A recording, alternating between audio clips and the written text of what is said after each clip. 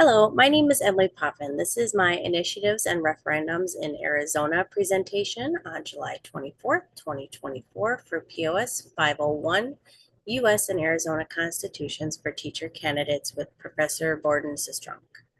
Our topic today is Arizona's Initiatives and Referendums. Direct democracy in Arizona revolves mostly on the initiative and the referendum. We will first go over the definitions of initiative and referendum. An initiative is the process whereby proposed laws and, in some jurisdictions, constitutional amendments let people avoid their state legislature. Citizen initiative systems are used in 24 states. Voters using a referendum method can either accept or reject legislation acts. Popular referendum systems exist in 23 states.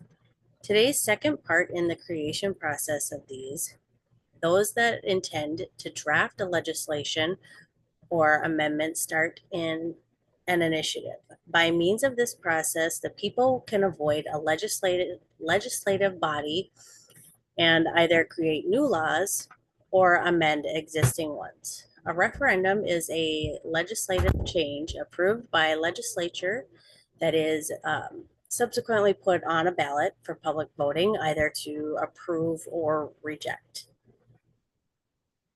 Third, what are the similarities and differences, you ask? In terms of similarities, both of them are direct democracy operations. They both let people have more influence in the laws, being created and let fresh legislation and changes to be implemented to handle matters close to their hearts. The distinction in that the referendum process, the legislature passes first, and then the residents vote to approve or reject. The initiative method lets the people propose legislation and avoid the legislature. Next, considering initiative and referendum, the pros and cons. The program gives people a voice and the chance to speak out when legislation does not reflect laws that are significant to them or their community. It lets them petition laws it gives chances to act for problems that call for attention in their neighborhoods. Initiatives to be passed can thus be challenging due to the procedure and not properly purposing the laws, which makes the process quite complex and difficult to grasp and hard to sufficiently inform the public.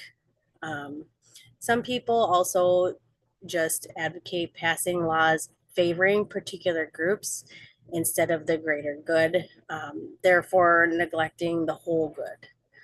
Referendums let people participate in the voting process, even though legislation can be passed by Parliament.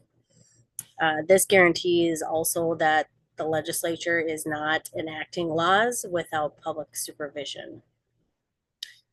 Therefore, the people still have a vote and can object the law or amend it even if legislatures are passing it. The audience might not be informed enough, though, or could get overwhelmed with the volume of the material they are being shown, which brings into another difficulty is being able to understand all of it. Lastly, finding how many referendums and projects support the concept of the direct democracy as described in the Arizona Constitution. As I previously stated, referendums and initiatives both let Arizona residents directly participate in the legislative process.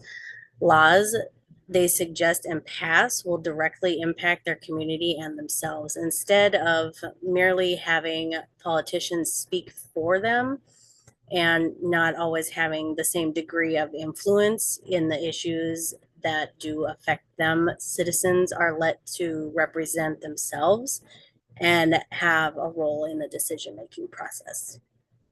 Thank you.